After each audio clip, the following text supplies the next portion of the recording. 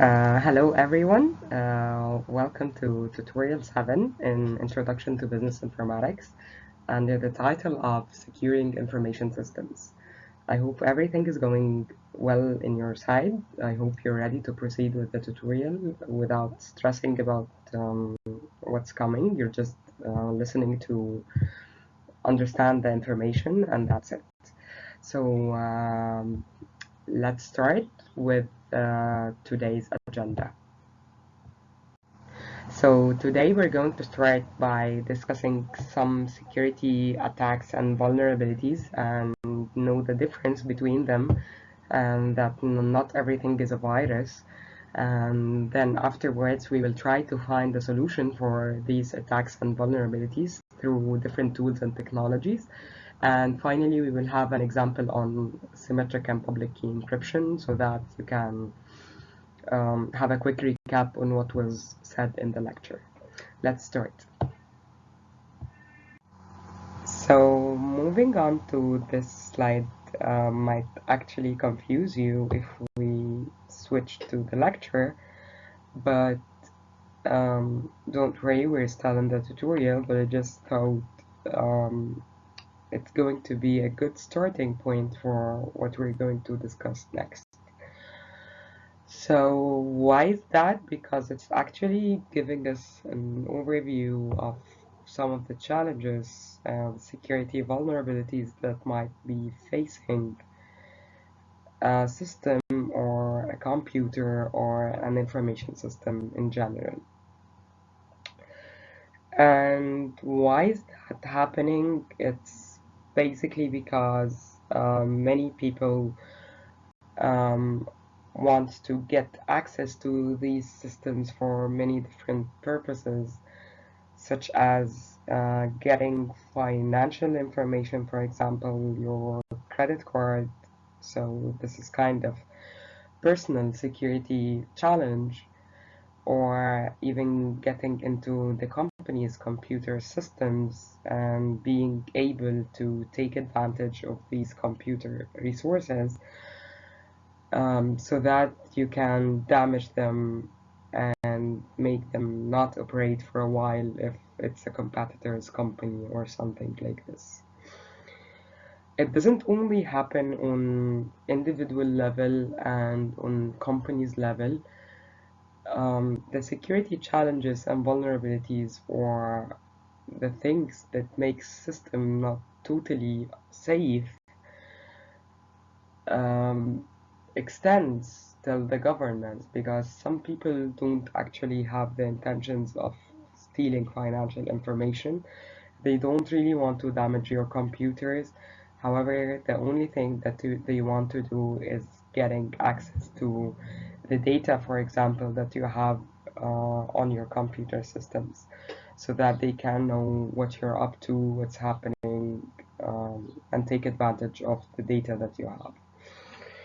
So in general, there are many security challenges and vulnerabilities. And the reason why we chose this figure is that it actually shows the architecture of a web-based application.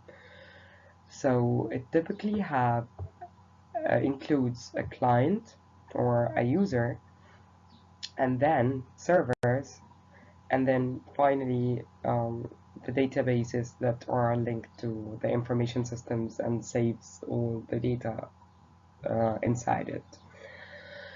So the figure simply highlights that each of these components of this architecture have its own security challenges and vulnerabilities. So for example, the client or the user computer might be facing unauthorized access by people who are outsiders, and it might also face some errors.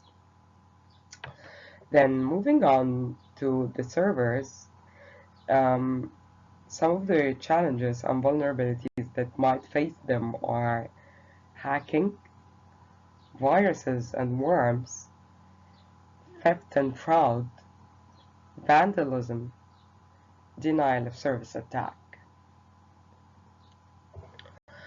But before moving on to the corporate systems and the things that might be facing a database, um, I would like to highlight that some other challenges and vulnerabilities does not actually take place on the client or server's um, components.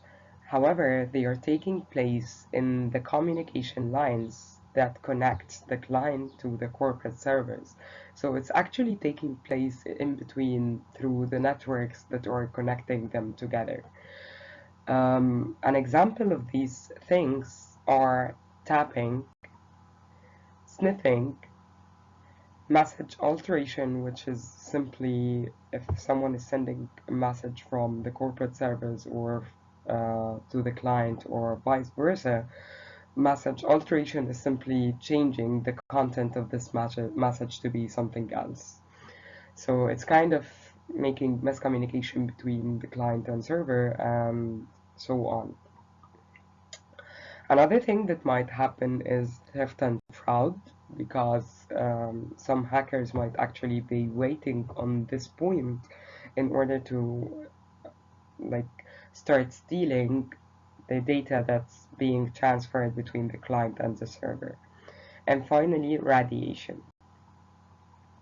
In general, we're going to discuss some of these security challenges and vulnerabilities through the rest of the tutorial, but we're kind of having an overview on where these things might happen and like having a look on what we're going to discuss throughout the tutorial. Okay, and finally the corporate systems or the databases. So they were simply vulnerable or facing security challenges such as theft of data, copying of data, alteration of data, hardware or software failure.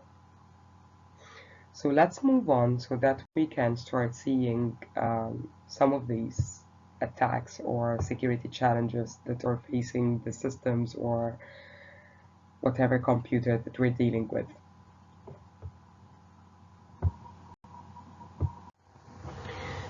Okay, so now it's time to start discussing the security vulnerabilities that might be facing you on your personal computer or for companies or governments and so on. If I asked you what's wrong or what does hackers do to harm your computer, or if you found anything wrong going on with your computer, you will simply say that it's a virus. But actually, this is not true because in the field of security in general, they started putting types to every single action that's happening and harming your computer based on its function or based on its category. So you're actually going to take this again in semester 7 in a course called Information Security. It's totally dedicated for security and so on. So you will actually discuss many of these things in details later. But however, now we're going to go through them briefly and have an overview on what's happening. So it's okay if by this time you don't know any of them. This is actually the point of the course being here in the first year. It's called an introduction course because it simply gives you an overview or the basics on what you're going to do throughout this major in different courses. And I always prefer to use the chance to tell you that you're going to use this later because I just want to get you familiar with what you're going to do in the 8 or 7 semesters because of the business informatics undergraduate program. And I'm saying 7 semesters because actually the last one is the bachelor. We might actually have a tutorial to have an overview on what's happening in the next years or of your undergraduate studies. But for now, let's just focus on this tutorial. So yes, this is simply today's tip is I'm telling you this because if you're focusing on the basics now, you might actually find it very easy to follow up in the next courses. Of course, you will get introduced to everything again, but however, sometimes you will just start going into details and you might actually feel confused. I'm not sure what's a virus and what's a worm and so on. But if you don't know them in the introduction course or as a first year student, it's totally okay. And that's why we're here, in order to give you a background on what's happening next, in case we lived, inshallah.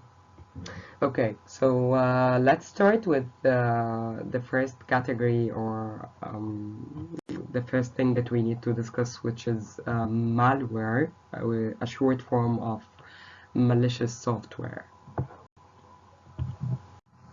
Before starting to know what is a malicious software or a malware, I would like to highlight that I've used the exact same definitions in the lecture, because I don't really want to confuse you with new wordings. I just want you to understand the concept, and then you can write whatever keywords that you want. And additionally, I've tried to find pictures that are expressive to the function of each category of or each type of malicious software in general. So I will use these pictures throughout the tutorial in order to be able to highlight or give you a visual representation of each function that we're discussing. So, starting with the malicious software, the word malicious itself, it means, even in Arabic, it means that something bad is happening. So malicious software, or simply the short form of it, is malware. So it's the same thing. So it's two names for the same thing. Whatever you're comfortable writing or saying, it will give the same meaning. But like, people are using malware because it's easier. So simply, malicious software is something that's bad and it's intended to do harm to your computer systems and damage them. But however, there are many types of malwares, and that's why we're going to go through them right now and discuss the differences briefly. So the first malware that we have is simply the virus, and I think all of you have heard about this before, but you've never actually thought what is a virus. You just think that anything that's bad happening in the computer, it's a result of the virus, which might be true, but let's see what is actually a virus. So viruses, at the beginning, they have this name because they act as a real infectious virus, just like the biological virus, for example, the COVID-19. They are actually able to replicate from one place to another, but in real life, like, viruses replicate from humans or animals to humans. However, in computer systems, viruses might be transferred from one file to another, or from one device to another. So viruses are able to replicate themselves and start infecting many files on your computer. So that's why they are really dangerous, and they are able to spread in a really, really short time. And this is why actually the virus's activity is really dangerous, just like the real life viruses or the biological viruses. I will be adding videos by the end of this tutorial, but by any means they are not included in the content. They are just for you if you want to have fun and like see what are the most dangerous viruses that the world have witnessed up till now. So in general, a virus is just a software program that attaches itself to one software program, to other software programs or data files in order to be executed. So what does this mean? I've selected this picture because it actually represents this definition, or the definition of virus in general, that you're going to see in your life. And it's simply a software program that attaches itself to other software programs. So for example, imagine that this is the software code written of any file or any computer program on your computer. The hacker actually, or the one who coded or developed this virus, starts writing other code that's executable.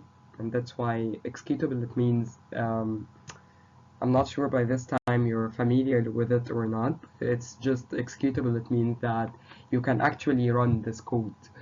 So he writes a lines of code that are executable, and he puts it in the middle of the original code of the software program on your computer. And the virus never starts its activity unless you start executing the original file. So by the time you open this file, the original code starts to run, and by the time it reaches this point, for example, the virus code will start its activity, because it's just a normal software program that's attached to another software program. And the virus activity differs. It depends on what code that the virus developer or the hacker or whoever person who intended to harm your computer wants to do.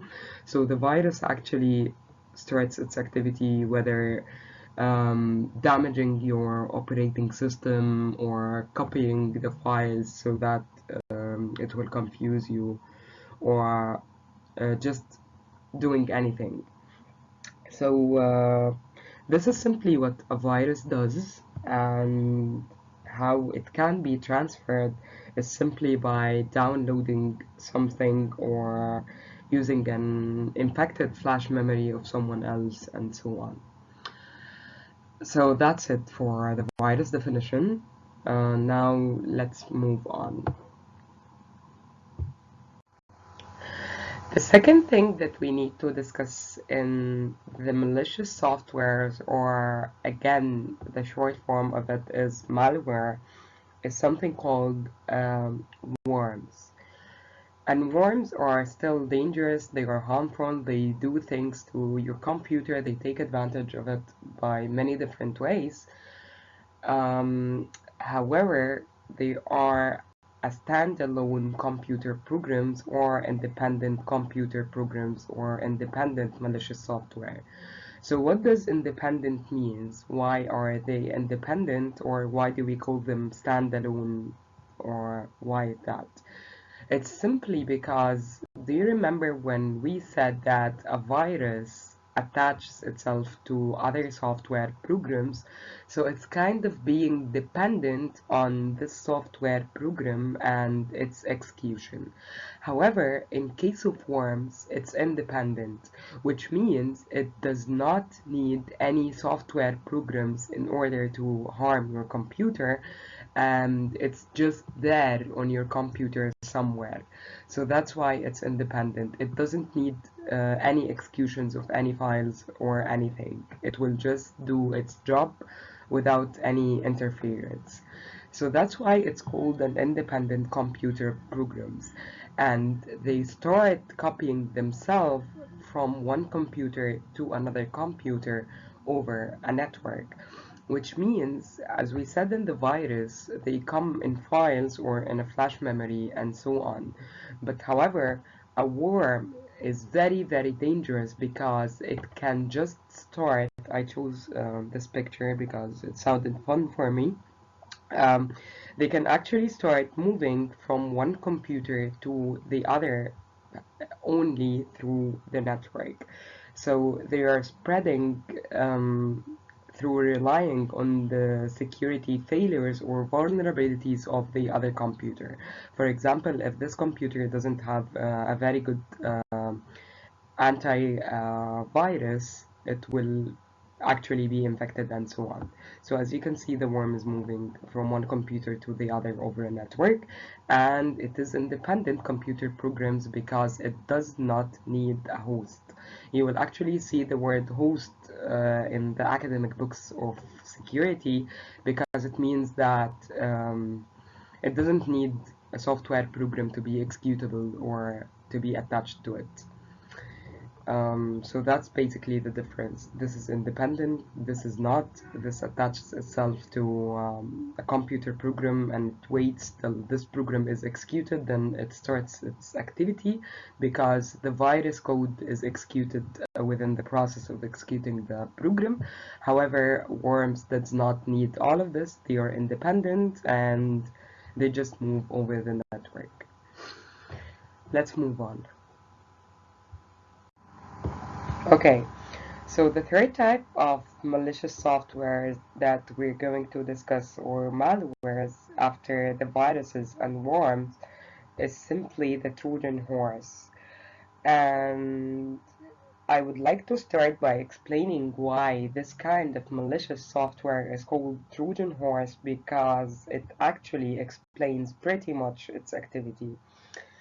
I'm not sure if you actually know what is the Trojan horse, but however, in history, or you have ever watched the movie Troy or not, but if you didn't do anything of this and you have never heard about the Trojan horse before, it simply was a horse that's given as a gift to the city Troy. And once they entered this city, there were many people waiting inside, or many people from the army waiting to go out and start the war.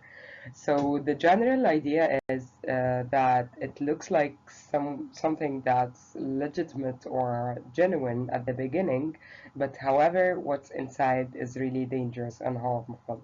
And this is how actually they won the war. So the Trojan horse malicious software performs exactly the same.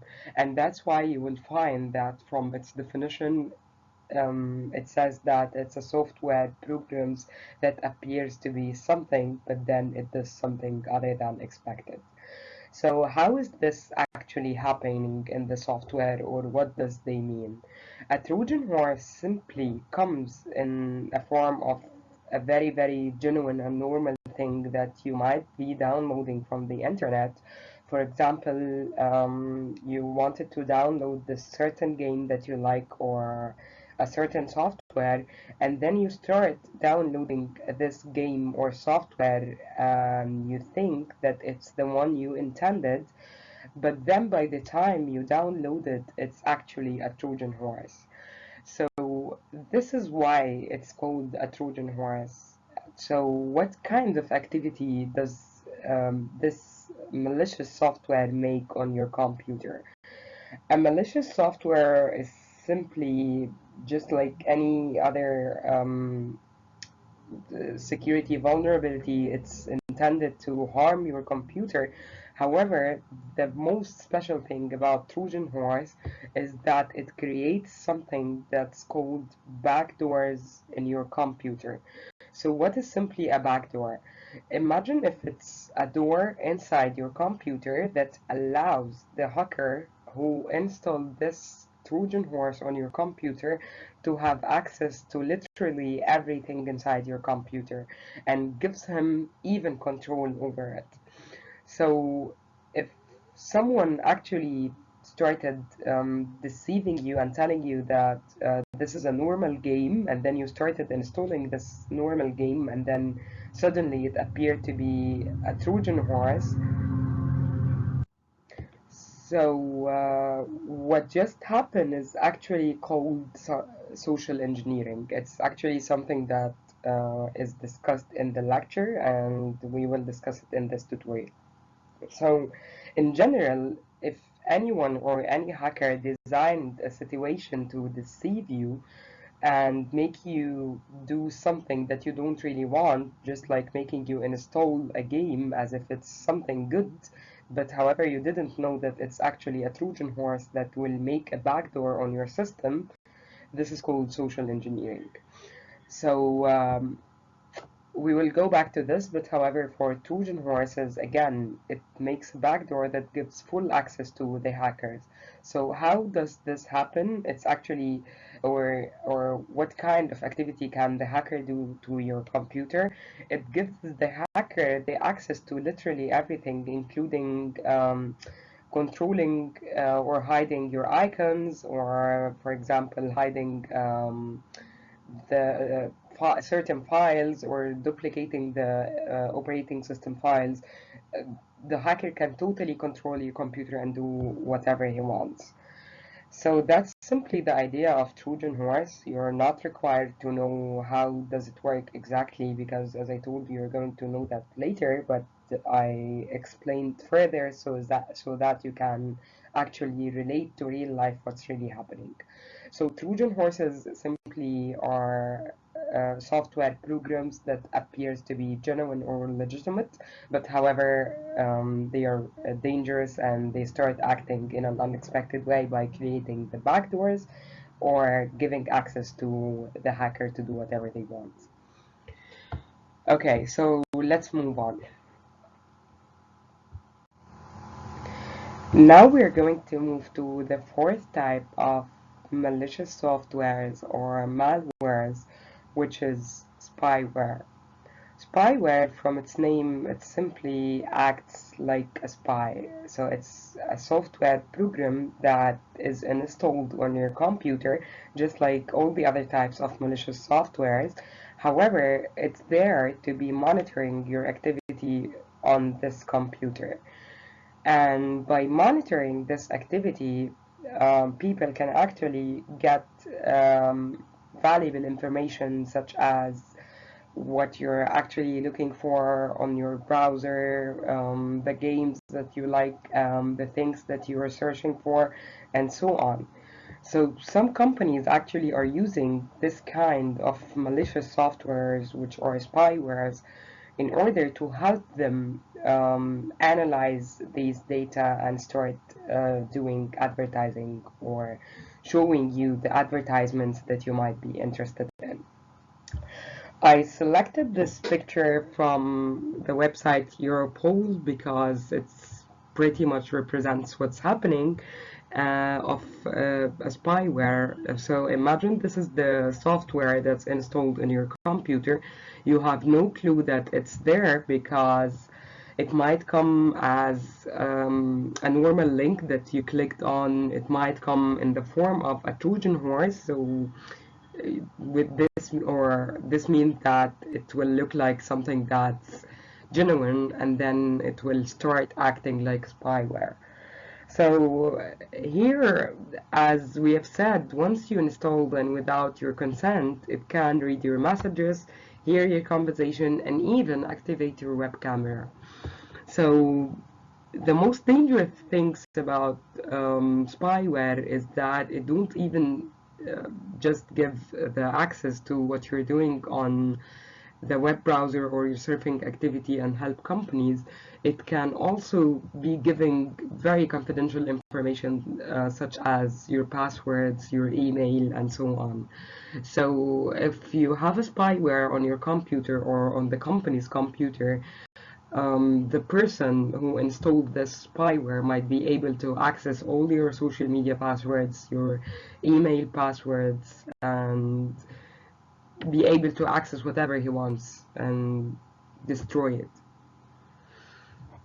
So, okay, so the last two types of malware, and I think by this time you know that malwares are simply malicious softwares, are keyloggers and SQL injection attack. First of all, the keyloggers are simply softwares that starts recording every activity you do on your keyboard. So let's take this for an example. So for example, if you typed your username and password in some sort of a website, this keylogger software will start saving all the activities that you just typed. For example, what we can see here is key bleeping for element user login, and key computer element for element user password.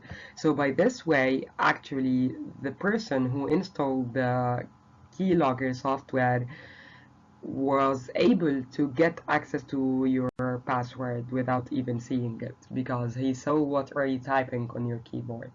It is actually used to steal passwords, serial numbers, and so on. So this is basically the definition. It's used to record every keystroke on computer to steal your serial numbers, passwords, and launch internet attacks. The last type of malicious software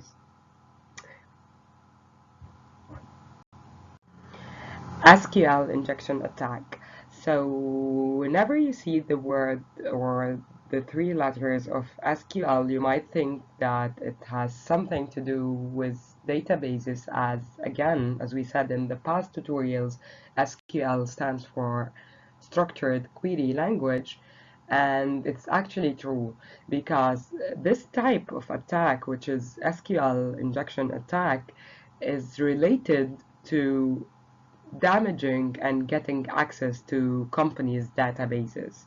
So if we read the definition, it's simply that hackers try to submit data to web form that exploits sites' unprotected software and sends SQL query to databases. So an example of sending an SQL query to databases, and a query is simply inquiring about an information.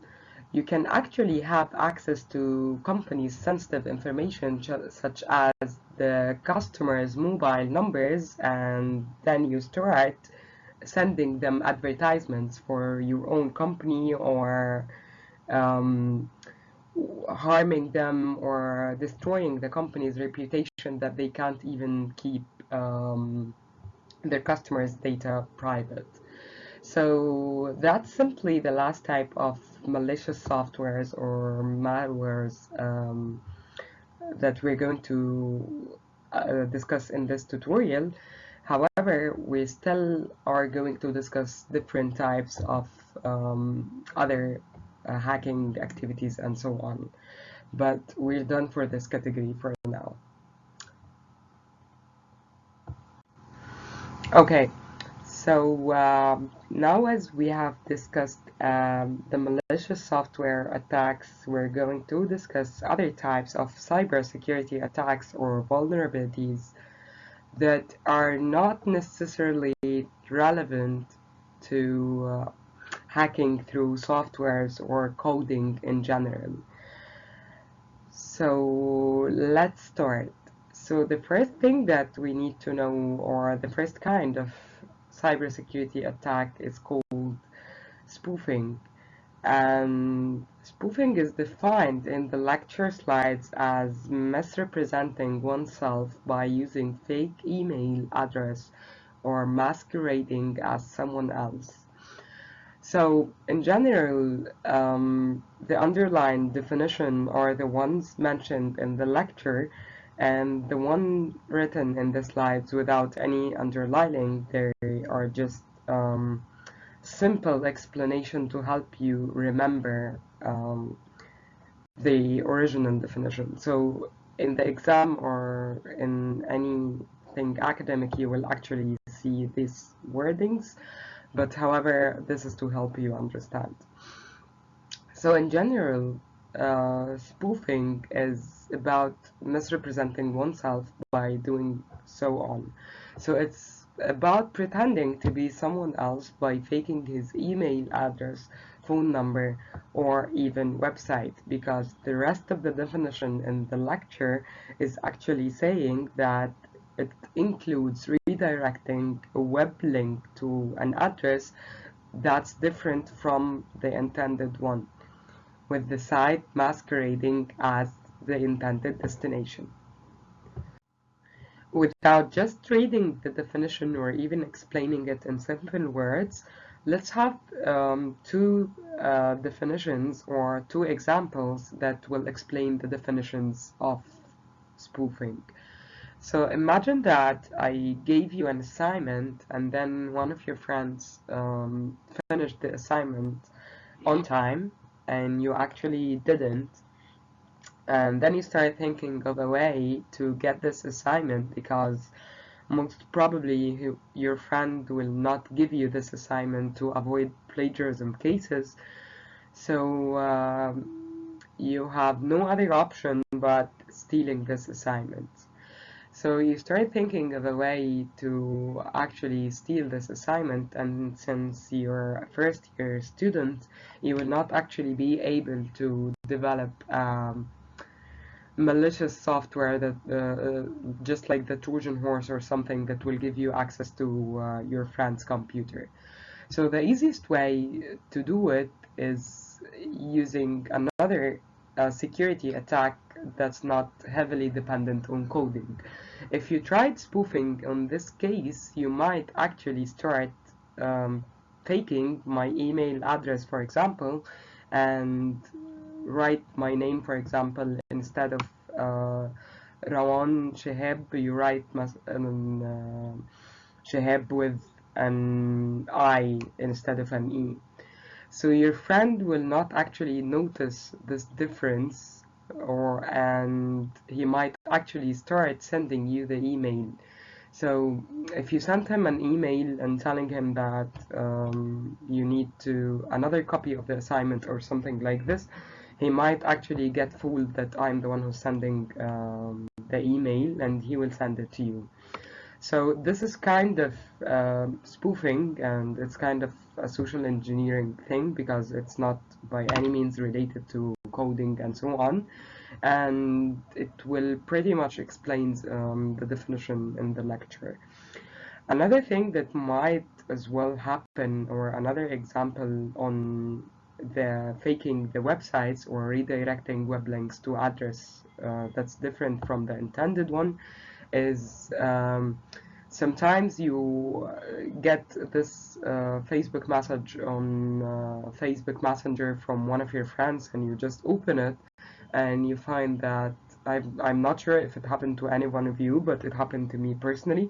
So you open this link and you just find the interface, or the way the Facebook likes from the outside, just like the normal homepage of the Facebook.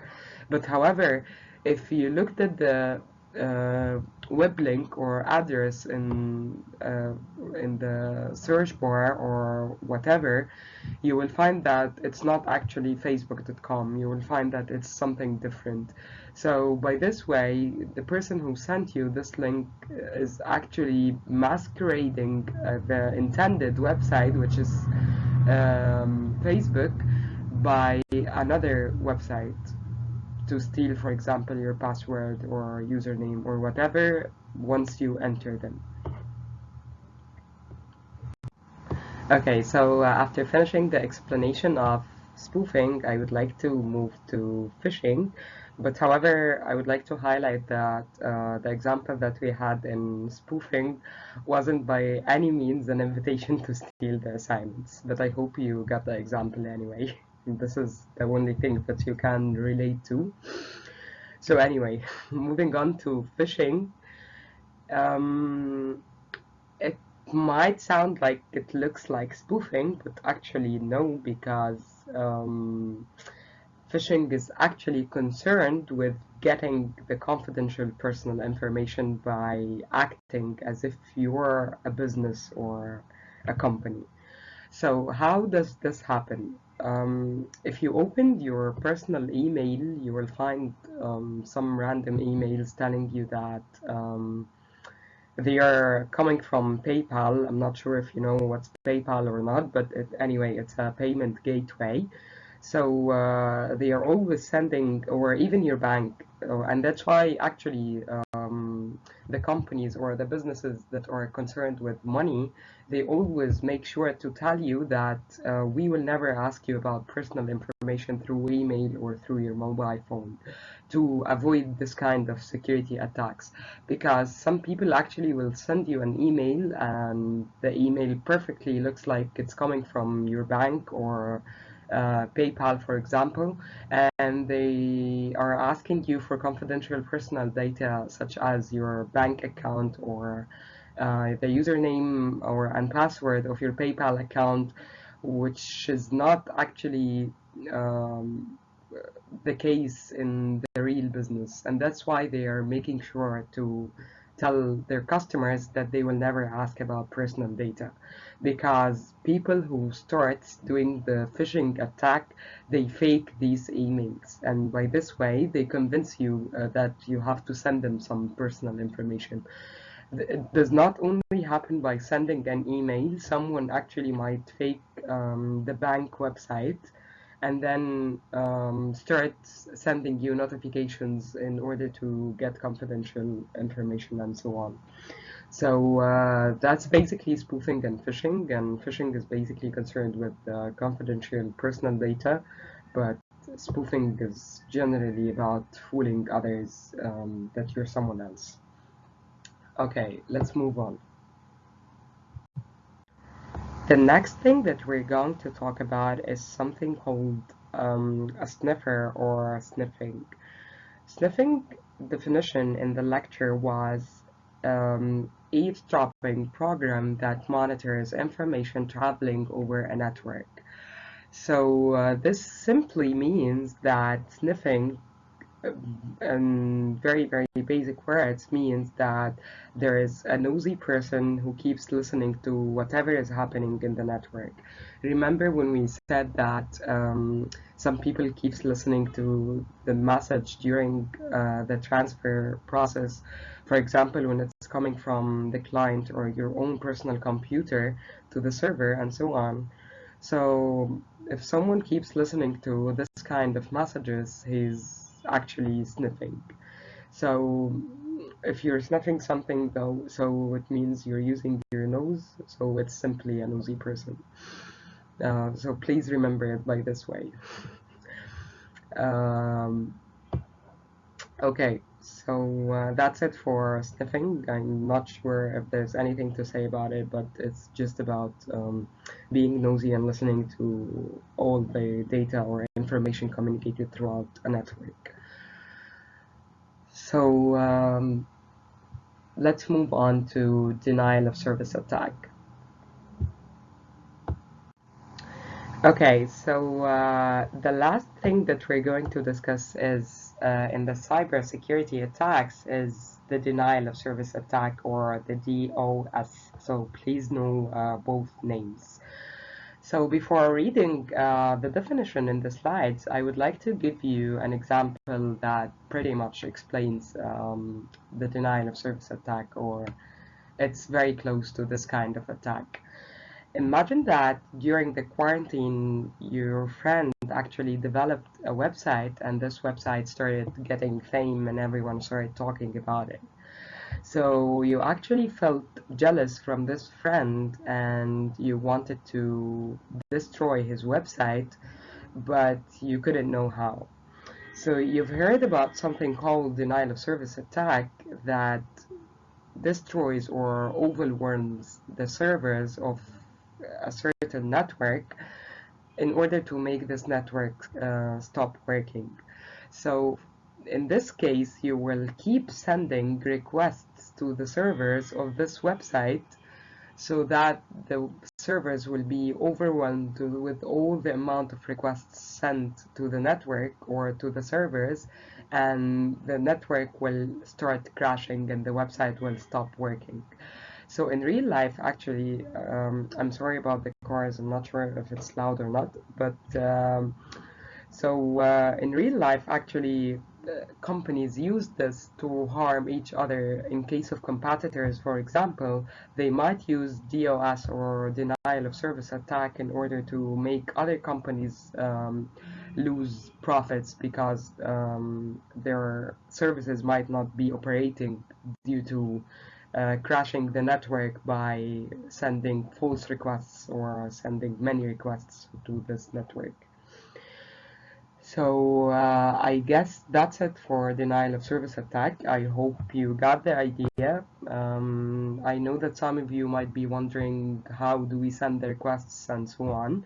In case you actually want to know, it's beyond the course scope, but feel free to email me and I will be more than willing to answer you. So let's move on.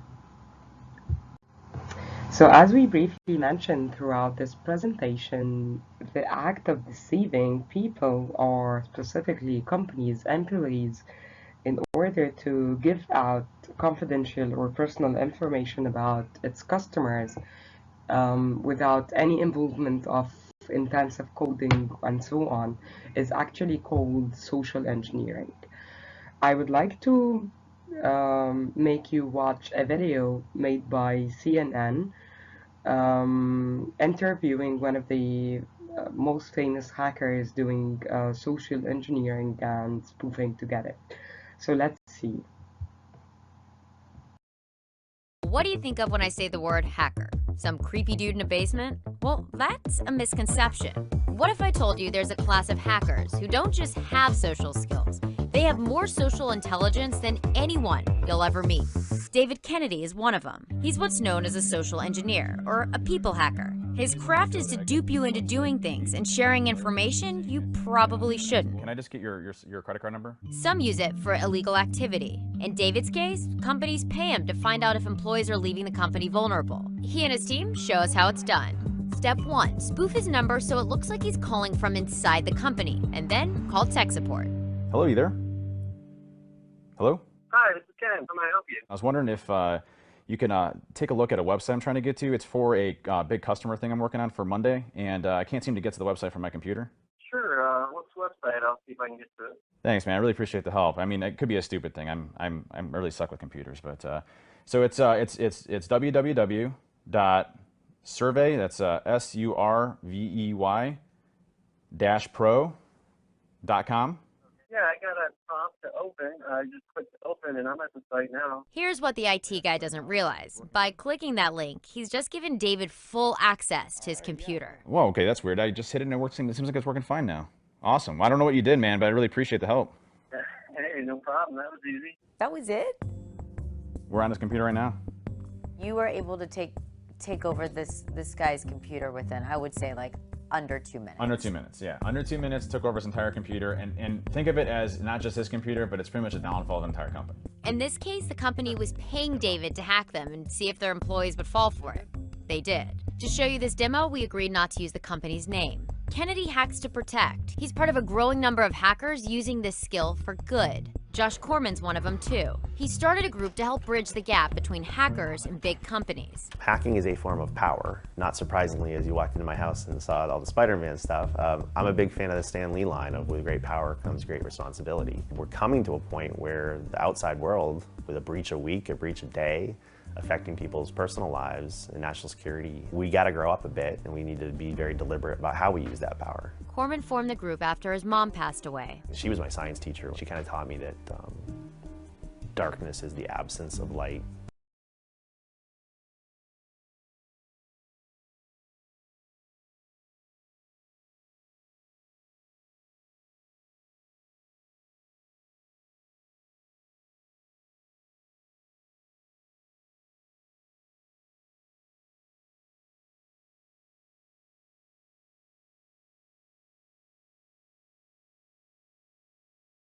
So the last thing that I would like to talk about before ending this tutorial is actually the tools and technologies that will help us overcome all the challenges or the security vulnerabilities and attacks that we've been talking about throughout this tutorial and the ones mentioned in the lecture.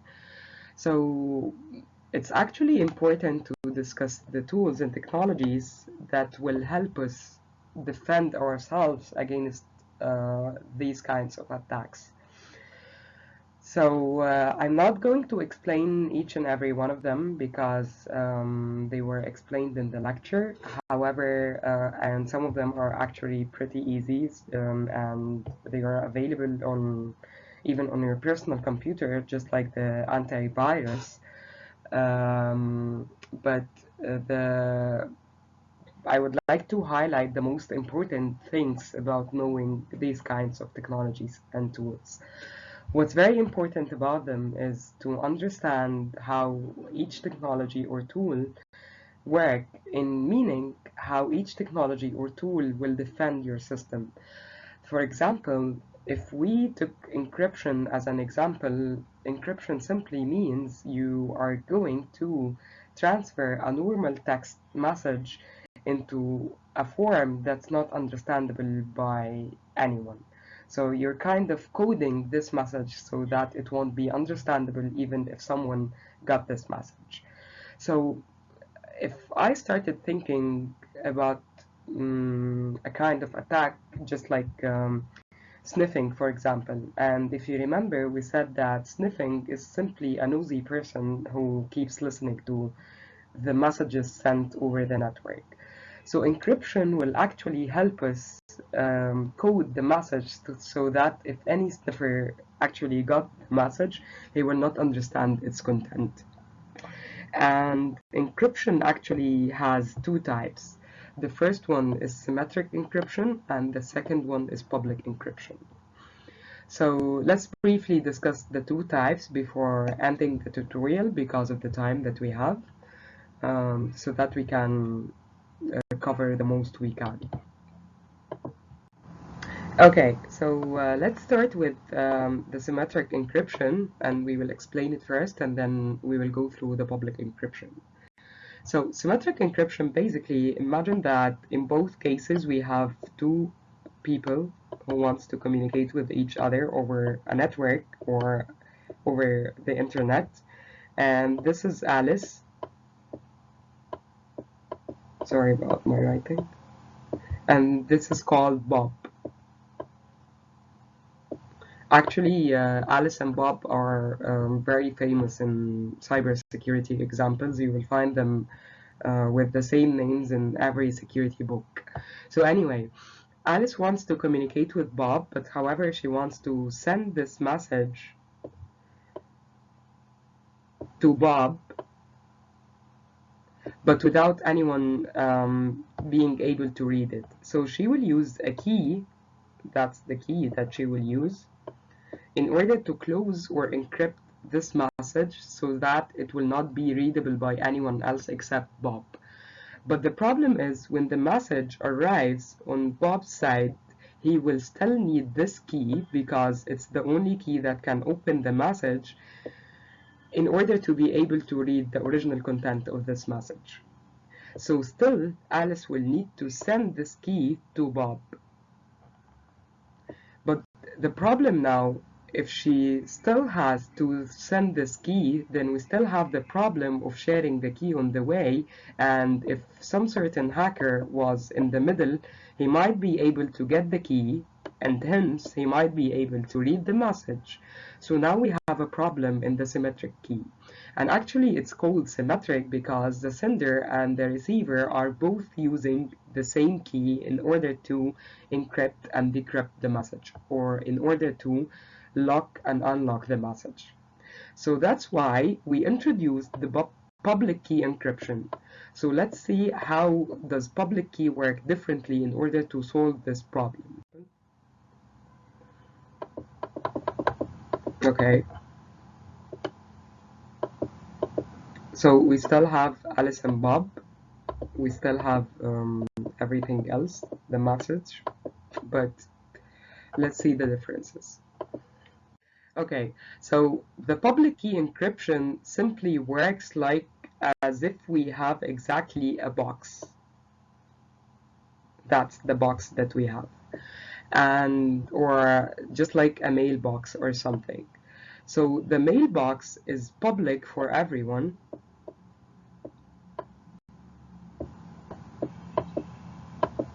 But it has a key still. And the key belongs to the owner of the mailbox. So for example, if this is the mailbox of Bob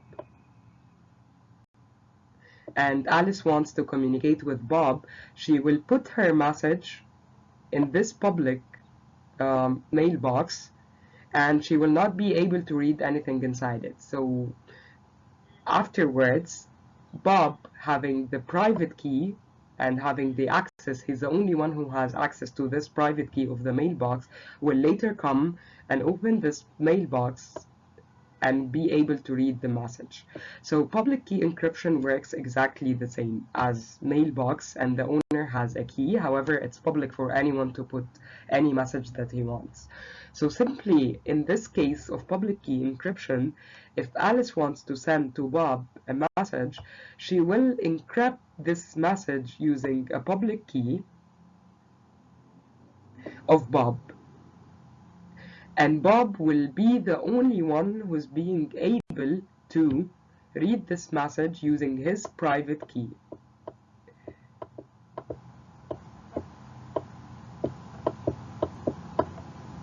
So actually each person have a public and private key. So now Alice didn't use any of her keys. She's actually using the public key of Bob, and she didn't use anything else, while Bob is using his own private key in order to be able to open this mailbox, or the example that we said. I'm not sure if you get the idea of public and private keys or not, but however, you're going to take it into details later on, and you will actually be required to understand the details of it in semester 7. But for now, I'm trying to make you understand why we have 2 keys and so on.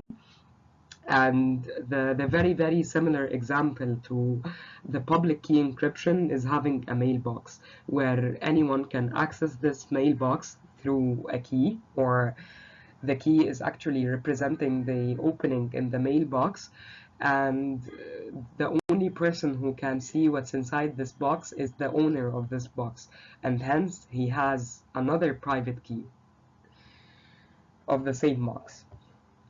I hope you get the idea of symmetric and asymmetric public keys. We can re-explain it later on. So feel free to contact me. Thank you so much. These are some links that might make things a bit more interesting for you. You might watch them if you want. However, by any means, it's not obligatory, and it's not part of the course. It's just for you. Thank you so much for listening. We're done for this tutorial.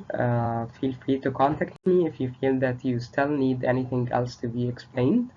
And we can think about adding it to next tutorial, because actually next tutorial is important and it has lots of content.